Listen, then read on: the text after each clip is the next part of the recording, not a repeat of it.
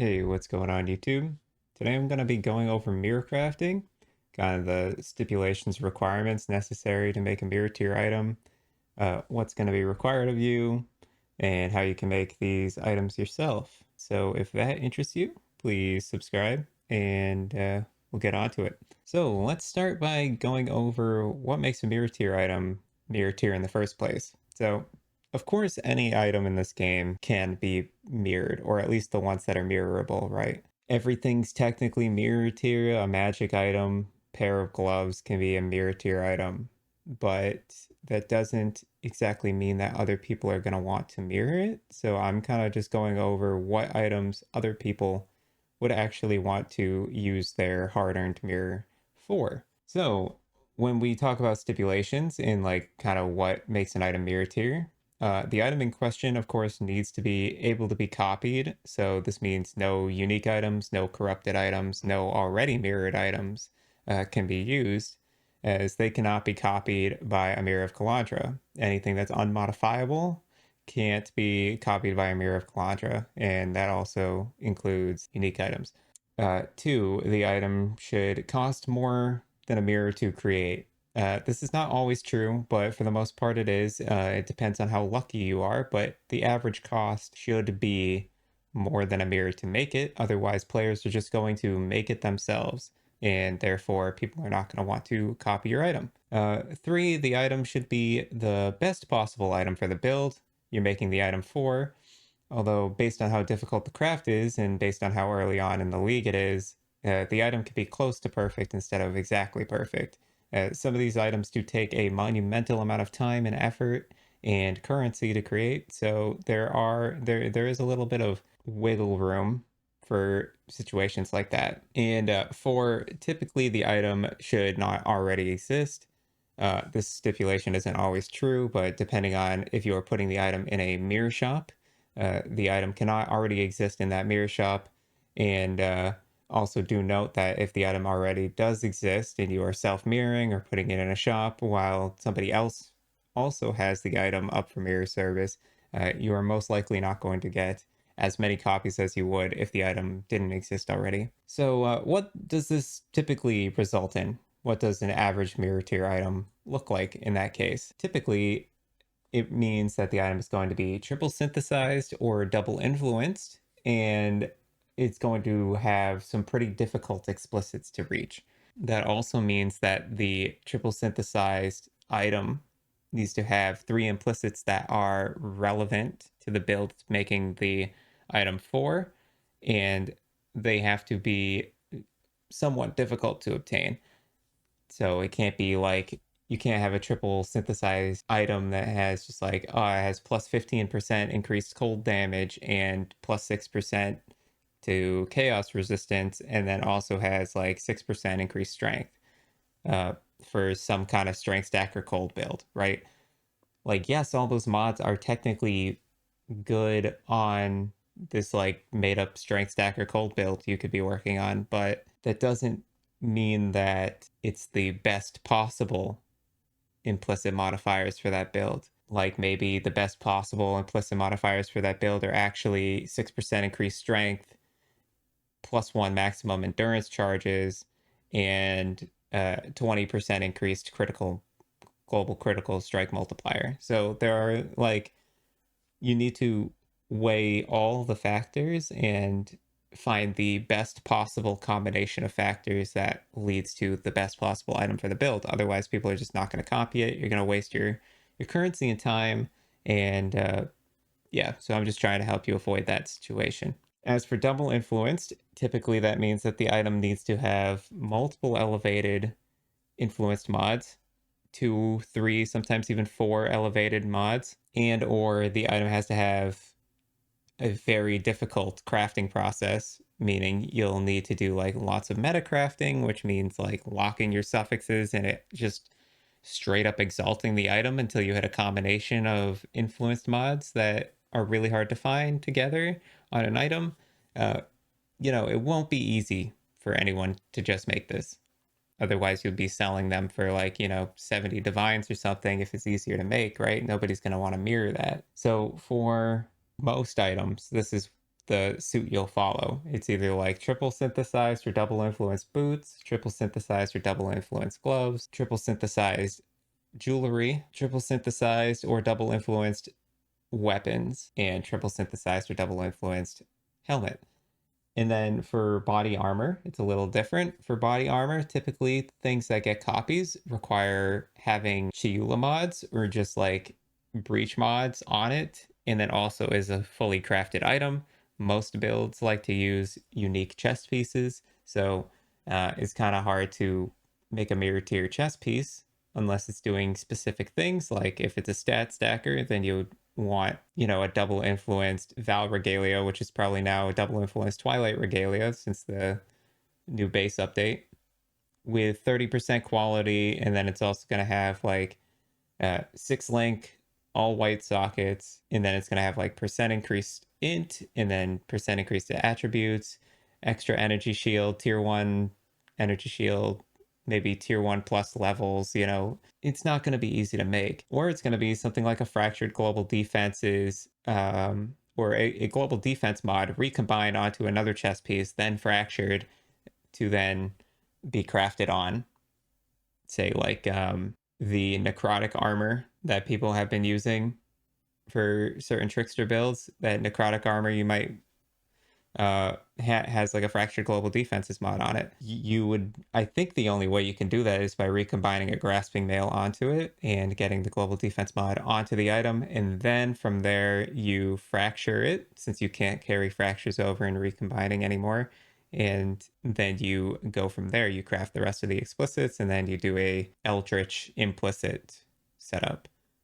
Triple synthesized chess pieces most often are not worth mirror crafting because triple synth chess pieces don't have good implicits, and there's a lot of benefit to having influenced mods or eldritch mods on a crafted chess piece. There's a lot of high value rolls, including like aura effect, extra levels to your socketed gems, stuff like that, that come with these crafting options that are gated if you have triple synth. So now that the stipulations are out of the way, we have to talk about what is required of you as a crafter to make these items. These items can take multiple mirrors and multiple days to craft. Some of these items can require 40 plus hours to make. And all of that can be literally spent just beast crafting, sitting in the menagerie, killing vivid vultures and Gracia Camiros over and over and over again for 40 plus hours just to get a desired outcome. Sometimes it could take even longer than that. Sometimes it can take multiple people working around the clock doing that. So it's not easy. It's just not. We're talking about odds of like 1 in 2,000 to roll some of this stuff. So it's not easy. Another thing is these items can also have competition depending on how meta the item is. You can have competition, and that means that you have to go fast in order to provide the item first.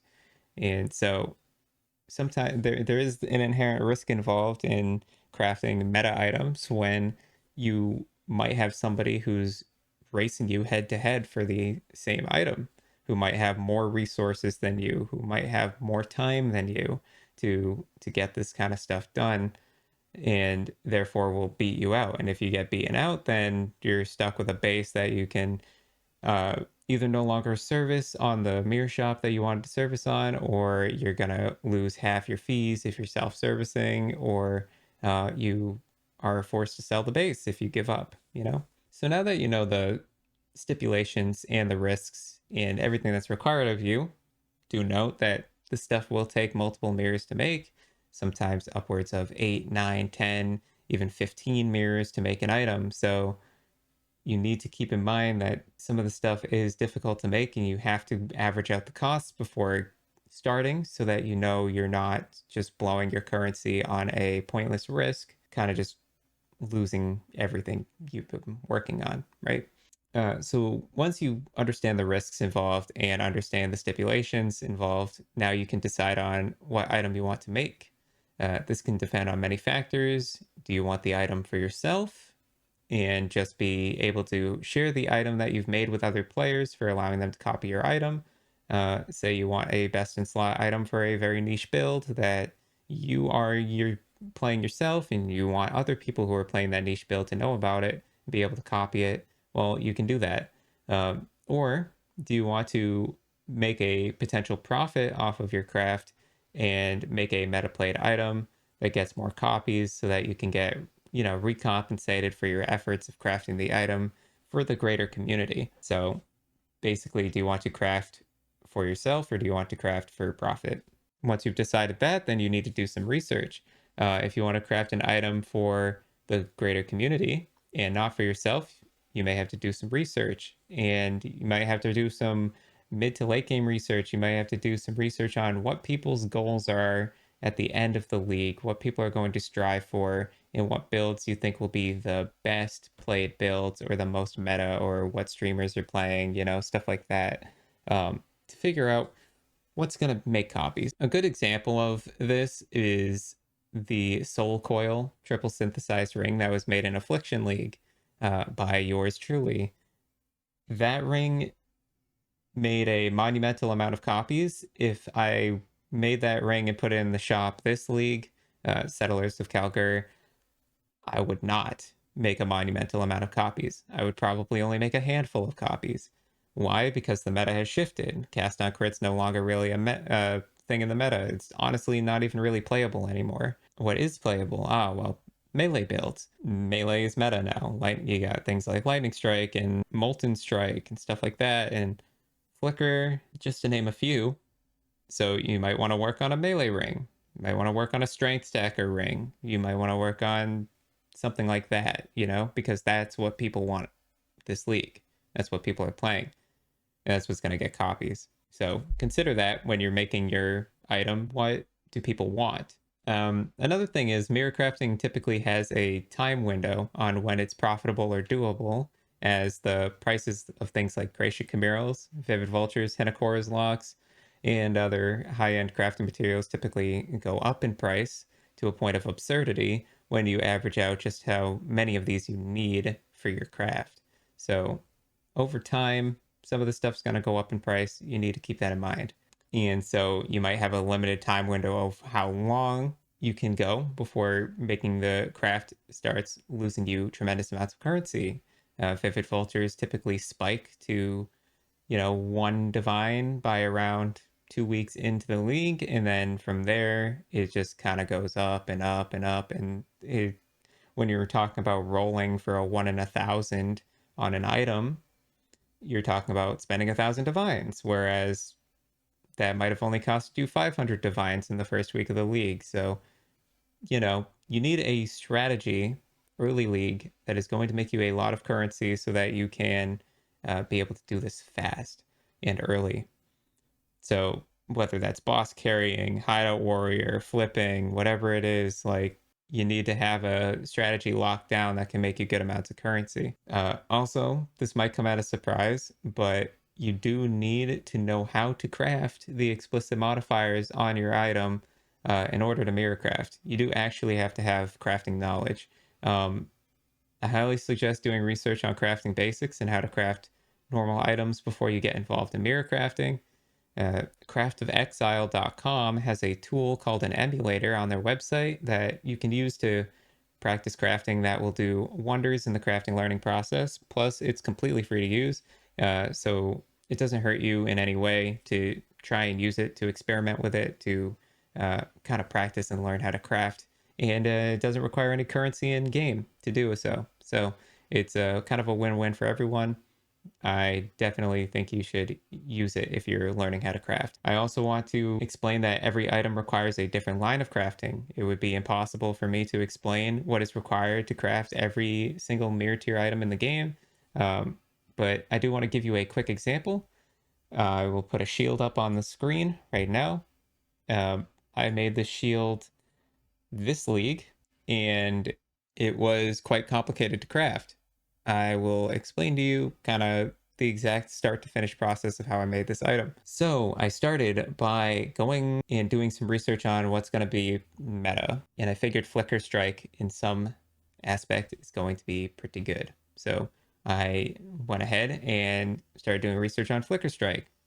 realized Forbidden Shaco Ice Bite Flicker Strike typically uses an intelligence-based shield in order to get the increased cold damage modifier on the item, because these shields cannot have increased cold damage without it being an int-based shield, and that is a tremendous amount of increased damage. So we decided I'm gonna do a int-based shield for Flicker Strike as my craft. So what I then did was I found a base with a low int requirement, decided, okay, I need a shield with a low int requirement because Flicker Strike doesn't care about the energy shield on the shield itself. They're just using it for extra damage. So what I need is a low int requirement. Nothing else matters. That is the big problem for a lot of Flicker builds. A lot of Flicker builds can't get to 159 int.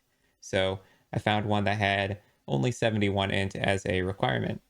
Now you have to decide, are you going to self-synthesize or are you going to get a triple synthesized shield already synthesized?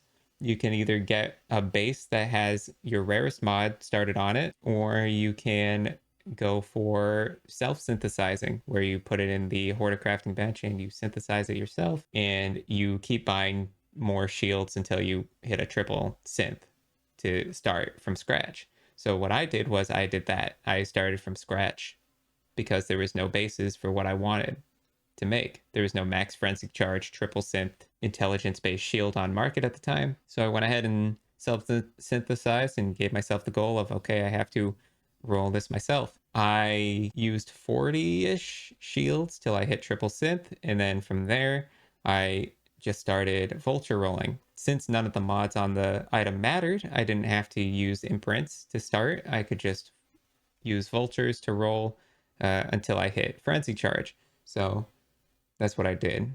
I just kept rolling till I hit frenzy charge. After I hit frenzy charge, I went ahead and started imprinting, and so that if I rolled over frenzy charge, I could imprint back and never lose the charge, because it is a like 1 in 1,000 roll. And then I rolled increased attack damage, and once I got both of those on the item, I started rolling for the third mod, and then got cold damage as extra chaos in the third slot.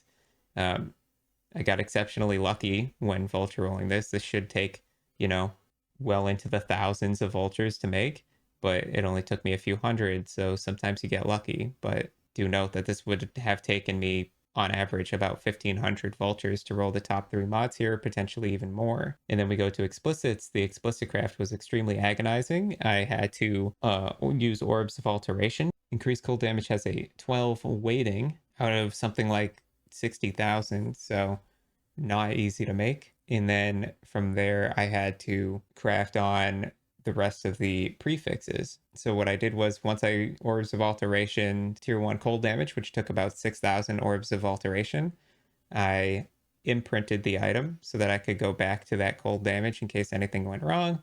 And then I regal orbed looking for no prefix, and then you do prefixes cannot be changed craft on the item, and then you augment life, or you can reforge life. Either or works. I did augment because it's safer, but you can do reforge as well. But augment allows me to leave an open prefix. Once I hit tier 1 life, I then prefix locked again and used a veiled chaos orb with filled suffixes in order to get a guaranteed prefix veil, and then unveiled cold and lightning damage. I just wanted flat cold of any kind. It could have been any modifier. And then from there, the prefixes are done. Now I have to prefix lock, and then I can either do reforge chaos or augment chaos, or reforge elemental or augment elemental. No, when I say elemental, that means fire, cold, or lightning. Reforge lightning, cold, or fire to get a chance to avoid elemental ailments. So what I did was I was reforging fire for a chance to avoid elemental ailments. And then once I hit tier 1 Elia Void, I augmented chaos for a 1 in 6. And then the craft is done at that point. Now that took multiple tries. Also, if you're doing a reforge, you have a chance of 6 modding the item, which it happened to me a few times. And the only way to safely annul that is with a Hinakora's lock. So it is expensive, potentially, if your risk fails on reforging. And then you just bench mod attack speed, put it to 20%, because like I said, nobody is using this shield for the energy shield, so 30% is not required of the item, and you're done. So yeah, hopefully you guys learned a thing or two today, and hope you enjoyed this video. Again, subscribe if you enjoyed this, and like the video if you did, and I'll see you in the next one. Peace out.